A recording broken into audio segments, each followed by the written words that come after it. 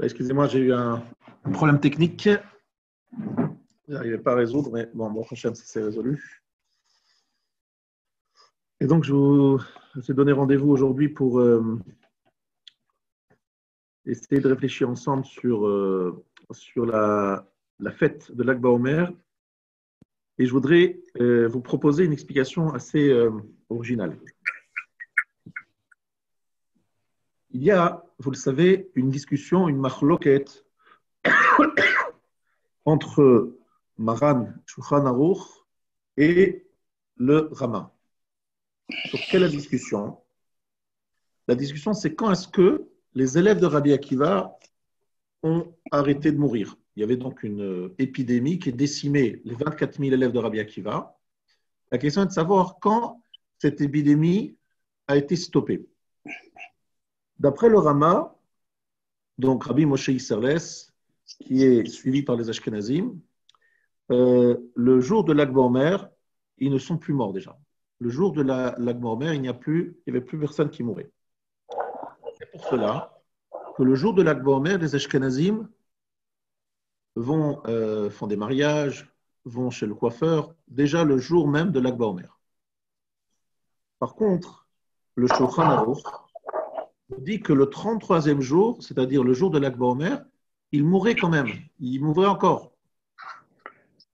Et c'est quand il s'est arrêté la mort, c'était le 34e jour. D'où l'usage séfarade, qui est de dire qu'avant le Lad, c'est-à-dire le 34e jour de l'Omer, on ne va pas aller chez le coiffeur, on ne va pas se raser, etc. C'est-à-dire qu'il reste encore des usages de Havelo, de deuil, même l'Akba Omer, le jour même de l'Akba Omer, certains usages. Alors, la question est la suivante. Le Shulchan Aruch dit clairement que l'Akba Omer, on ne dit pas le Tachanoun, n'est-ce pas? On ne dit pas Tachanoun l'Akba Omer. La question que je vous pose est très simple. Pourquoi ne pas dire Tachanoun le jour de l'Akba Omer selon Maran et Shulchan Aruch? Si on dit que ce jour-là, il y avait encore des élèves de Rabbi Akiva qui mouraient, pourquoi est-ce qu'on ne dit pas Tachanoun le jour de l'Akba Omer? Ça, c'est la première question. Deuxième question. J'ai trois questions, hein. Donc je suis à la deuxième question. En quoi est différent le jour de la mort de Moshe Rabbeinu? Moshe Rabbeinu est mort le 7 Adar. Est-ce que le 7 Adar, on a fait une Hiloula de Moshe Rabbeinu? Est-ce qu'on fait une fête? Est-ce qu'on ne dit pas le Tachanoun le 7 Adar? On dit le Tachanoun le 7 Adar. Il y a même un usage chez la Chevra Kadisha, c'est-à-dire les pompes funèbres ont l'habitude de jeûner ce jour-là. Alors, quelle est la différence? J'aurais dit Manishtana, si je peux m'exprimer en termes comme la Haggadah de Bézard. Manishtana, quelle est la différence entre l'Akba Omer et le 7 Adar? Et pas seulement le 7 Adar, il y a plein de dates de disparition de nos grands maîtres et on ne marque pas, on ne fait pas une fête particulière. Pourquoi est-ce qu'on fait une fête particulièrement à cause de la mort de le jour de la mort de Rabbi Shimon Bar Yochai? La troisième question que je voudrais vous poser, c'est vraiment, est-ce que vous êtes tellement des étudiants si assidus du Zohar HaKadosh? Je m'explique. Tout le monde dit, Rabbi Shimon Bar Yochai, il a écrit le Zohar HaKadosh. Très bien, magnifique. Et donc, on fait une fête parce que ce jour-là, c'est la disparition de cet auteur du Zohar HaKadosh. Bon, on est tous des grands lecteurs du Zohar HaKadosh. Moi, je pense qu'il faudrait faire une fête le jour, et beaucoup plus, le jour de Rabbi Meir, Rabbi Yehuda, Rabbi Akiva, auteurs de la Mishnah, qu'on étudie beaucoup plus fréquemment, ou des Amoraïm, des grands Amoraïm. C'est des choses qu'on étudie au quotidien. Bon, le Zohar HaKadosh, le Torah Tassod est réservé à une élite dont nous ne faisons souvent pas partie. Donc, pourquoi faire toute une fête autour de celui qui a écrit le Zohar HaKadosh? En quoi il a quelque chose de particulier qui fait que voilà, on est tous devenus des grands kabbalistes en herbe et donc notre référent, c'est Rabbi Shimon Bar Yochai et donc ce jour-là, il faut qu'on fasse une fête. Bien. Ces trois questions-là, on va y répondre grâce au Mehalach, à quelque chose, une explication où le Rav dont j'ai pris ça, il s'appelle le Rav El Kriev, qui est un darshan en Israël. Et ce Rav, il s'est inspiré du Kleyakar, l'élève du Maharal, et des explications du Rama Mipano, Rabbi Menachem Azaria de Pano, l'élève de l'élève du Harizal. Pas directement l'élève du Harizal, mais l'élève de l'élève. Bien. Alors, pour expliquer cela, il va falloir qu'on retrouve quelque chose de très ancien, de oublié. Lorsqu'on parle de Rabbi Shimon Bar Yochai, c'est quand même l'époque de la Mishnah. L'époque de la Mishnah, c'est entre moins 200 et plus 200. C'est que Rabbi Shimon Bar Yochai, c'est après la destruction du second temple. Donc, on est dans les années 100, 200 de l'ère chrétienne. Donc, on est très loin, très, très loin de ce que je vais vous rappeler maintenant. C'est Moshe Rabbeinu qui fuit Paro. Moshe Rabbeinu qui fuit Paro parce qu'il est menacé de mort, on veut l'exécuter. Et il arrive dans la maison de Yitro. Il faut savoir que Yitro lui-même est un fuyard. Il a fui Paro.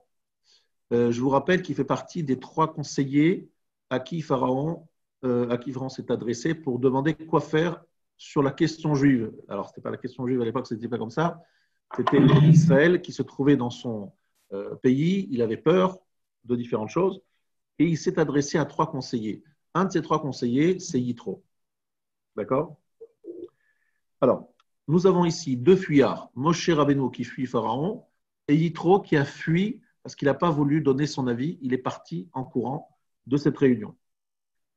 Alors, Yitro lui dit, tu sais que tu veux te marier avec ma fille Tzipora. Eh bien, Pharaon, il risque de prendre les choses d'une façon très, très, très négative parce qu'il va se dire, les 2 fuyards se retrouvent, un le beau-père et l'autre le gendre. Il y a une association de fuyards, ça risque de faire tâche et je prends des risques. Voilà ce que dit Yitro. Et il lui dit, écoute, j'ai peur qu'on soit considéré comme une coalition contre Pharaon. Je suis d'accord à te prendre pour gendre à une condition. Quelle est la condition? Le premier fils que tu auras, qu'il soit un prêtre pour l'idole, qu'il soit un prêtre idolâtre. Alors, et il lui demande non seulement de lui promettre, il lui demande de le jurer. Il lui demande un serment, comme quoi son premier fils sera donc destiné à l'idolâtrie. Et là, évidemment, regardez le Baal HaTurim, dans Shemot, chapitre 2, il cite la Mechilta. Shenassa Moshe et Bito, Utzrach Moshe lidorlo. Alors, dans la Mechilta, c'est écrit faire un vœu. Sheaben Harishon, Sheyivadelo, Sheyekomer la Avodazara. Ce que je viens de dire en français, je viens de le lire en hébreu, sauf que là, on ne parle pas de serment, on parle de vœu. Maintenant, on continue le Baal HaTurim. Veze Haïta Kavanato. Alors, évidemment, la question est énorme. Comment Moshe Rabbeinu peut-il accepter de se marier avec Tzipora en posant comme condition de donner son premier fils à la Avodazara? Alors, quelle était son intention, dit le Baal HaTurim? Il savait qu'il allait faire tchouva à son beau-père, comme c'est d'ailleurs ce qui s'est passé. Yitro s'est converti, il n'était pas juif, il n'était pas ben Israël, il s'est converti. Et donc, il s'était dit, je vais accepter, mais je sais très bien que demain, mon beau-père, il va changer d'état d'esprit. Je sais que demain, il ne me l'exigera plus.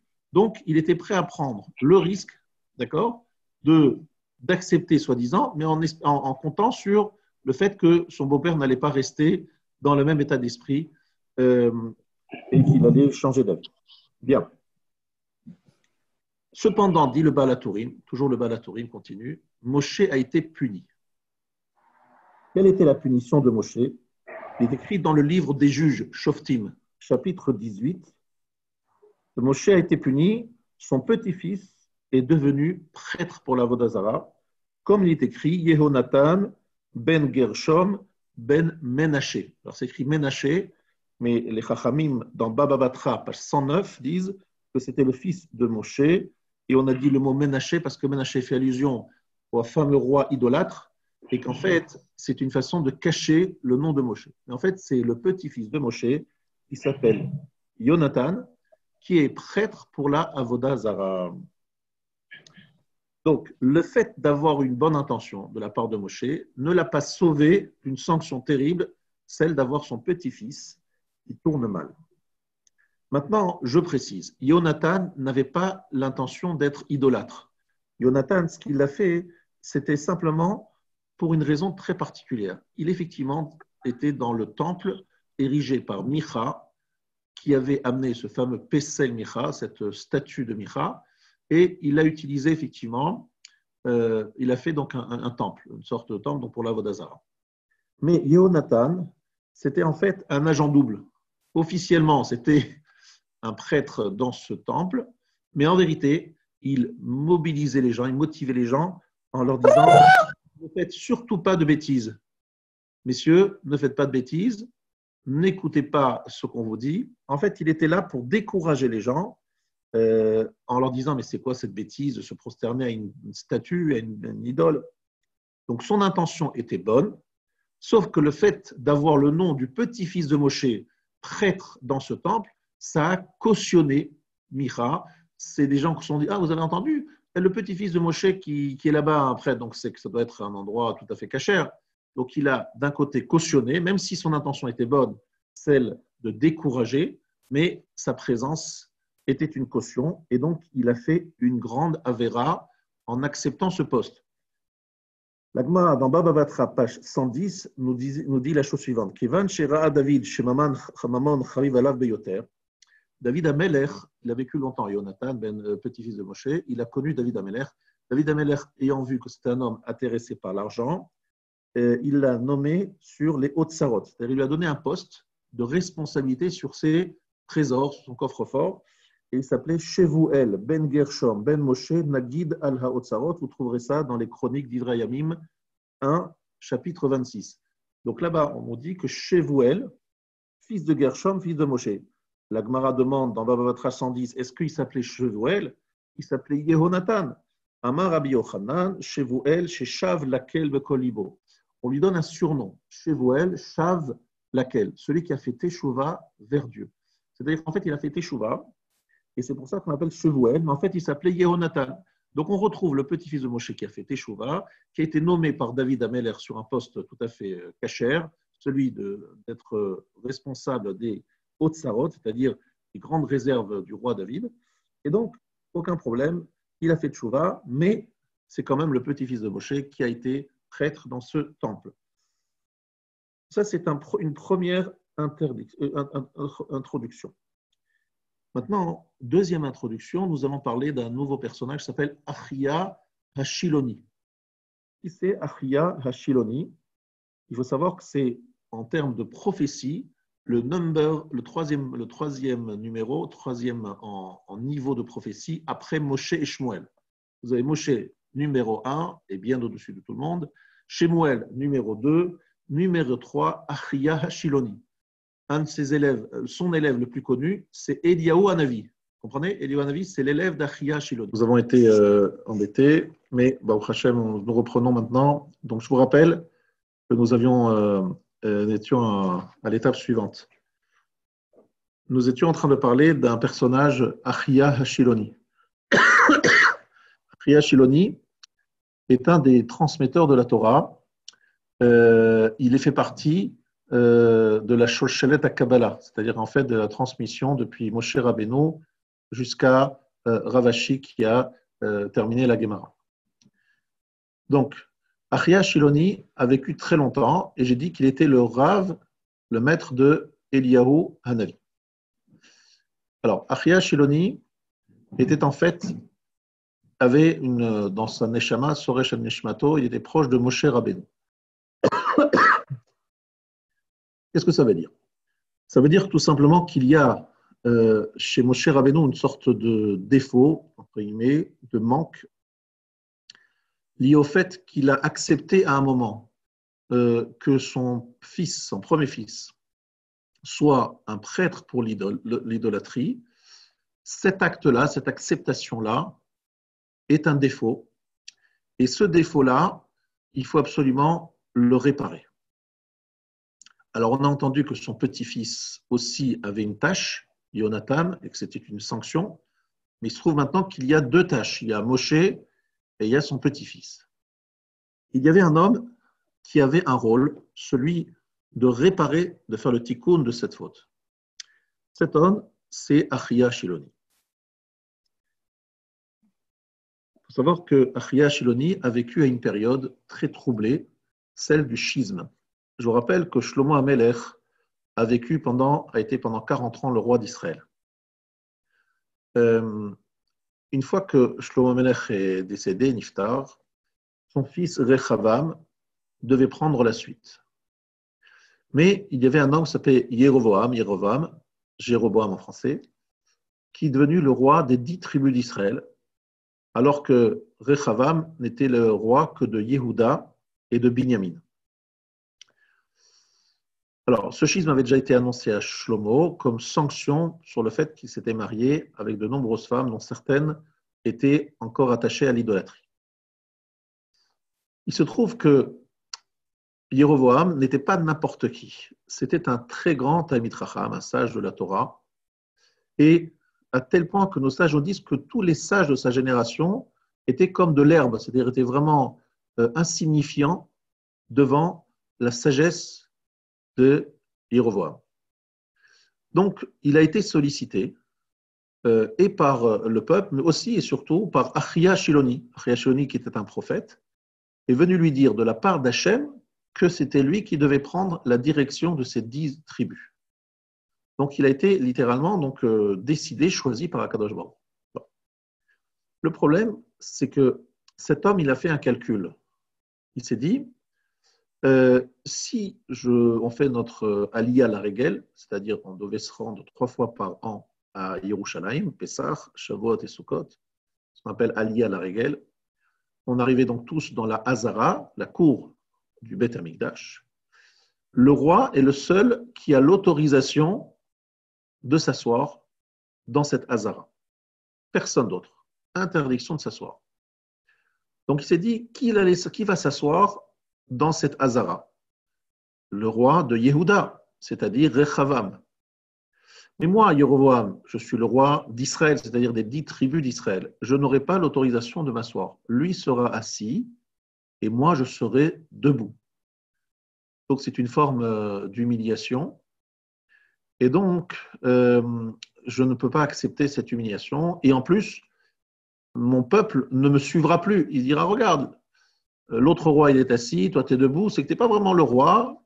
Et donc, je perdrai ma crédibilité. Et donc, il a décidé de fermer la route vers Jérusalem à la période des 3 fêtes. Et il a mis en place les fameux Agalim, les veaux, qui se trouvaient à Bethel et dans le nord d'Israël, à Dan, et c'est donc le début. Alors, encore une fois, ces veaux n'étaient pas une Avodah Zara, mais c'était une sorte de remplacement du Mishka, du Beth Amikdash. D'accord? N'empêche, c'est quand même des psalim, ce sont des statuts, c'est strictement interdit de le faire.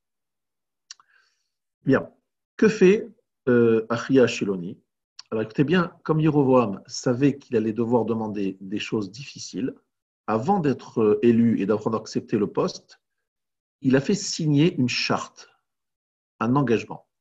Il a dit, vous voulez me prendre pour roi, signez ce document dans lequel vous vous engagez à faire tout ce que je vous demanderai, et il ajoute même si je vous demande de faire quelque chose qui est lié à l'idolâtrie. Ça veut dire que même si je vous demande de servir l'idolâtrie, vous devrez accepter de le faire si vous décidez de me choisir comme votre roi. Alors évidemment, personne ne l'a pris au pied de la lettre, parce que tout le monde a compris que c'était une exagération, c'est une façon de prouver sa fidélité que de signer là-dessus. Mais qu'on comprenne bien, c'est que tout simplement, la signature de Achia Shiloni figurait sur ce document. Alors attention, Achia Shiloni était très âgé, il était aveugle. Et il a signé sans voir les différentes conditions. Et dans les conditions, il y avait effectivement cette condition-là, je vous demande de m'accepter et de me suivre, même si je vous demande de faire l'idolâtrie. Donc, lorsque Achia Shiloni a signé sur ce document, encore une fois, sans savoir qu'il y avait cette clause, parce qu'il était aveugle, mais il l'a fait. Et donc, il y a une signature d'Achia Shiloni sur un document pareil. Vous imaginez bien qu'en faisant cela, Achia Shiloni, il a raté sa mission, qui était celle, entre autres, de réparer la faute de Moshe Rabbeinu. Parce que je vous ai expliqué qu'Achia Shiloni était au niveau du Shoresh Nishmato, de l'origine de son âme, proche de Moshe, et on attendait de lui qu'il fasse le tikkun de la faute de Moshe. Alors, évidemment, lorsque cette chose-là s'est faite, on a un problème, c'est qu'il va falloir trouver une autre personne pour finir le tikkun de la faute de Moshe. Alors, qui on prend? Eh bien, l'homme qui va être choisi, c'est Rabbi Shimon Bar Yochai. Rabbi Shimon Bar Yochai, lui aussi, il est proche de Moshe Rabbeinu, et lui, il va avoir pour mission de réparer la faute de Moshe Rabbeinu au niveau de la Avodah Zarah. Dans Shabbat, page 33, ça ne s'invente pas, la Med Gimel Amoudbet, vous regarderez là-bas, vous regarderez la fameuse histoire où Rabbi Yehuda, Rabbi Yossi et Rabbi Shimon étaient assis, et Yehuda ben Gerim était assis avec eux. Et Rabbi Yehuda a commencé son discours en disant combien sont belles les actions, c'est-à-dire les réalisations de ce peuple. Il parlait des Romains. Regardez les beaux marchés, les beaux ponts, bref, il fait des louanges des réalisations des Romains, n'est-ce pas? Rabbi Yossi s'est tu, et Rabbi Shimon Bar Yochai a réagi en disant tout ce qu'ils ont fait, ils l'ont fait que pour eux-mêmes. Donc il les a critiqués. Donc on résume, Rabbi Yehuda les a félicités, Rabbi Yossi s'est tu, et Rabbi Shimon Bar Yochai les a critiqués. Yehuda ben Gerim a raconté ça à des proches à lui. Malheureusement, ses proches l'ont rapporté à d'autres, et finalement, c'est arrivé aux oreilles des Romains, de les autorités romaines, et c'est pour cela que Yehuda a été promu, que Rabbi Yossi a été exilé, parce qu'il s'était tué, et Rabbi Shimon Bar Yochai a été poursuivi, pourchassé, pour tout simplement le tuer. D'où la fuite de Rabbi Shimon Bar Yochai dans cette grotte, où il est resté, comme vous le savez, 13 ans. Alors, il faut comprendre pourquoi Rabbi Shimon Bar Yochai tient tellement à critiquer les Romains. Quel intérêt? La réponse, c'est que Rabbi Shimon Bar Yochai, il est conscient, enfin sans être conscient, c'est pas sûr qu'il le soit, hein, mais en tout cas, en faisant cet acte-là, d'être un anti-romain, juré, je dirais comme ça, eh bien, il marque une opposition totale à ce peuple idolâtre. Il est, Rabbi Shimon Bar Yochai, jusqu'au boutiste. Il va jusqu'au bout dans son opposition à l'idolâtrie et à ceux qui la pratiquent. Et donc, en faisant ce qu'il a fait le tikkun de la faute qu'avait commise Achia Shiloni et Moshe Rabbeinu en acceptant que son premier fils soit réservé à l'idolâtrie. Maintenant, vous trouverez ce que je dis dans le Mizmor, le Pismon, c'est-à-dire un chant que l'on va chanter tout à l'heure à Lag BaOmer, Va Amartem Kol Echai. Vous connaissez ce Mizmor qui commence à Amartem Kol Echai, vous trouverez là-bas Makom Bachar Bishmaya Im Hanavi Achia. Un lieu, il a choisi dans le ciel avec le prophète Achia. Donc Achia est le prophète au cours duquel, à côté duquel se trouve Rabbi Shimon Bar Yochai. Pourquoi? Parce que Rabbi Shimon Bar Yochai et Achia Shiloni sont proches. Ils sont proches au niveau de la racine, de l'origine même de leur âme. Maintenant, qu'est-ce qu'a fait Rabbi Shimon Bar Yochai? Il devait continuer le tikkun en restant dans une grotte dans le sable. Dans le sable, c'était un endroit très douloureux parce que rester dans le sable quelques instants, ça va, mais lorsqu'on reste des années et des années, c'est très compliqué. On sait que Rabbi Pinchas ben Yair, son beau-père, lorsqu'il a vu sortir de cet endroit et il a vu la douleur qu'il avait, parce qu'effectivement, il avait énormément de plaies sur son corps. Bref, c'était très douloureux. Les caroubes, un régime de caroubes, c'est très difficile à supporter. Bref, il n'a pas vécu au niveau, on va dire, physique, des moments très agréables, loin de là. C'était un peu un Guéhinam qu'il a vécu sur Terre.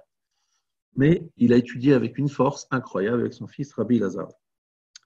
Au moment de sa mort, il a terminé le tikkun qu'il avait à faire sur Terre, mais en faisant cela, il n'a pas terminé seulement son tikkun à lui, mais il a terminé le tikkun de Achia Shiloni et de d'Achia Shiloni et de Moshe Rabbeinu. Tikkun Hashalem. En faisant cela, Rabotai, il y a quelque chose d'extraordinaire que nous devons bien comprendre. C'est-à-dire que le jour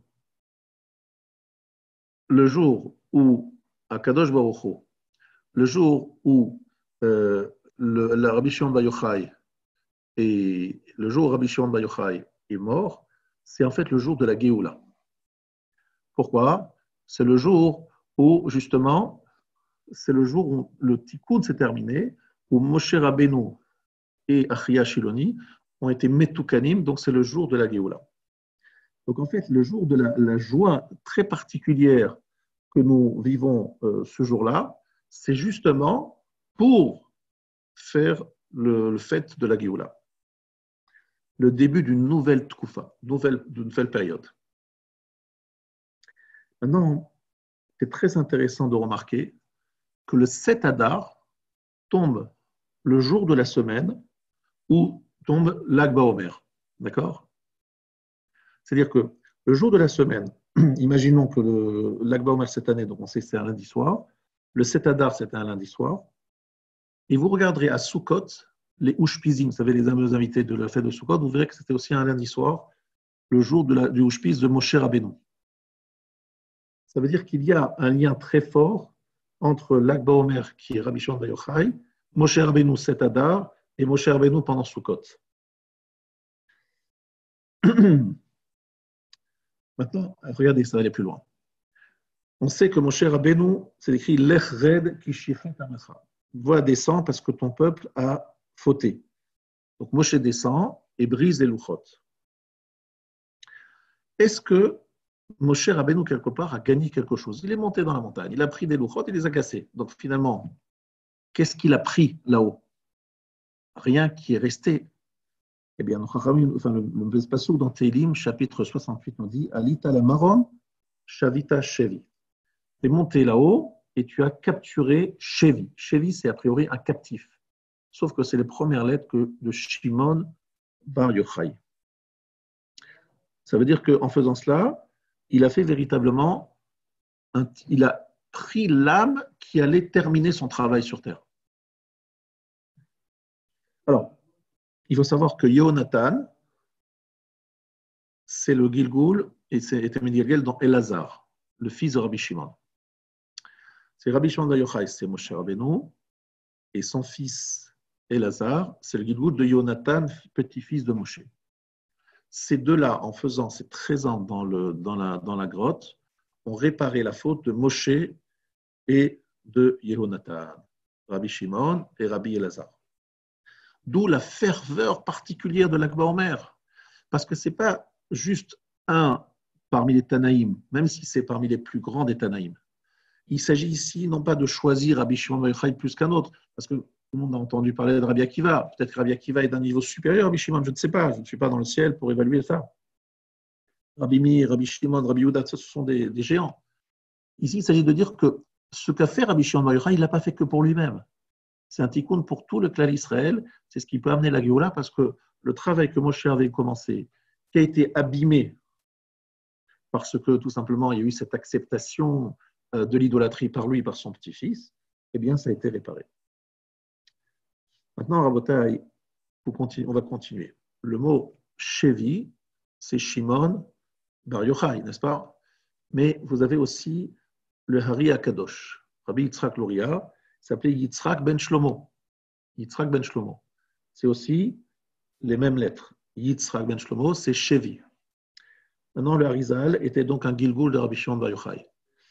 Après, vous avez le Harizal qui s'est réincarné dans le Rashash. Rabbi Shalom Sharabi s'appelait Shalom ben Yitzhak. De nouveau, Shevi. Le seul Tana qui s'appelait au nom de son maître, c'est Rabbi Shimon Bar Yochai. Pourquoi est-ce que toujours on me rappelle son nom? Shimon Bar Yochai. Est-ce que c'est systématique chez tous les Tanaïm? Non, il y a quelques Tanaïm où on cite le nom du père, Rabbi Shmuel, Bar Rabbi aussi. Mais il y a beaucoup de Tanaïm qu'on cite simplement par leur nom, sans citer le nom de leur père, même si leur père c'était un grand Talmid Chacham. La réponse, c'est que ici, Yochai, c'est les mêmes lettres que le mot Achia. Yochai, c'est les mêmes lettres que le mot Achia. Je vous rappelle que Yochai s'écrit avec un Aleph aussi, Achia avec un Aleph, donc c'est les mêmes lettres Donc Rabbi Shimon Bar Yochai, c'est-à-dire celui qui a continué et a terminé le travail de Achia Hashiloni. Donc je vous rappelle, Achia Hashiloni avait fait l'erreur de signer sur un papier, sur un document qu'il n'avait pas vu et dans lequel on devait accepter tous les ordres de Yeroboam, même s'il demandait de faire Avodah Zarah. Donc ça, c'est un point très important que nous découvrons ici. Nous avons ici toute une explication extraordinaire et nouvelle sur l'Ag BaOmer. L'Ag BaOmer, c'est un moment de Géoula, le jour du début de la Géoula, parce que une tâche qui, malheureusement, restait sur le souvenir de Moshe Rabbeinu et de son petit-fils Yonatan a été définitivement effacée par Rabbi Shimon et Rabbi Lazar. Rabbi Shimon, Nitzot de Moshe Rabbeinu, et Rabbi Lazar, Nitzot de Yonatan, son petit-fils. Et donc, c'est pour ça que c'est un moment extraordinairement puissant qui ouvre une nouvelle étape dans l'histoire du monde. C'est ça qu'il faut bien comprendre.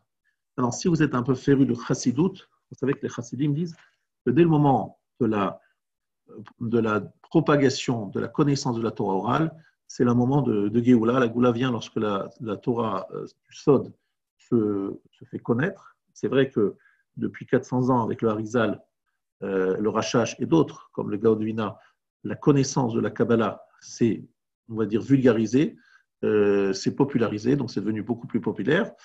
Mais une chose est sûre, c'est que l'époque Rabbi Shimon Yochai est une époque d'un nouveau monde. Et je voudrais terminer en citant un Yerushalmi dans le chapitre 1 de Sanhedrin. Barishona, Ayakol Echad Echad Memane Talmidav. Au début, chacun nommait ses élèves. Rabbi Yochanan ben Zakkai, Mina et Rabbi Eliezer, Rabbi Yoshua. On va revoir toute la chalchelette, vous savez, la tradition des Tanaïm. Comme ça, vous avez quand même une idée assez claire. Un des premiers Tanaïm s'appelait Hillel et Shammai. Il y en a d'autres, puisque vous avez la liste dans Pirkei Avot, Perek Alev, Shimon Hatzadik, c'était le premier, Mishiarek Knesset Agdola, il faisait partie de la grande assemblée, mais il est le premier Tana. Puis après, vous avez toute la liste que vous retrouverez dans Pirkei Avot. Et puis à un moment, vous avez Hillel et Shammai.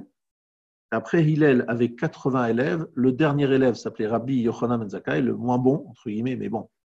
Rabbi Yochanan ben Zakkai, c'était quand même le Rav de toute la génération qui a suivi et qui a formé Rabbi Eliezer, Rabbi Yoshua.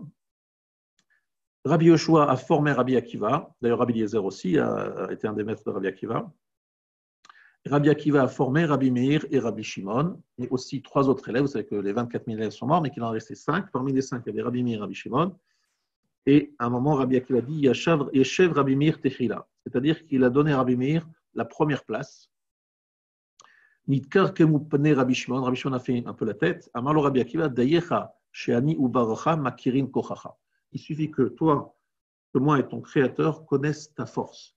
Ça veut dire qu'à un moment, donc Rabbi Akiva dit à Rabbi Shimon, ça doit rester entre nous, que toi tu es à la première place. Officiellement, c'est Rabbi Meir. Donc Rabbi Meir est un grand maître du sod, du secret, c'est sûr. Rabbi Shimon, il a eu le srout, le mérite de pouvoir révéler le Torah Tassod. Et quand est-ce qu'il a eu le srout de révéler des choses les plus profondes? C'est le jour de sa mort. Le jour de sa mort, il a réuni ses élèves pour leur faire un shiur, et il est mort au milieu de son shiur en disant la phrase suivante qui se trouve dans Tehilim, chapitre 133, Kisham Tziva Adonai et Abracha, Chaim Adaolam. Avant de dire Chaim Adaolam, il était au milieu du passouk, il est mort. Chaim Adaolam, la vie éternelle. Et en ne le disant pas ce passouk, la fin de ce passouk, finalement, qu'est-ce qu'il a fait? Il a fait tout simplement un gilouï, un dévoilement extraordinaire. Chaim Adaolam, c'est que finalement sa vie est éternelle. C'est qu'il a continué à vivre après sa mort, à travers tous ses élèves et ses enseignements. Et vous voyez très bien qu'il n'est pas mort. Il fait une fête extraordinaire pour Rabbi Shimon Bar Yochai. Donc, ce que je voulais en fait vous enseigner ce matin, c'était vous dire la chose suivante. Rabbi Shimon Bar Yochai, c'est le commencement d'une nouvelle époque.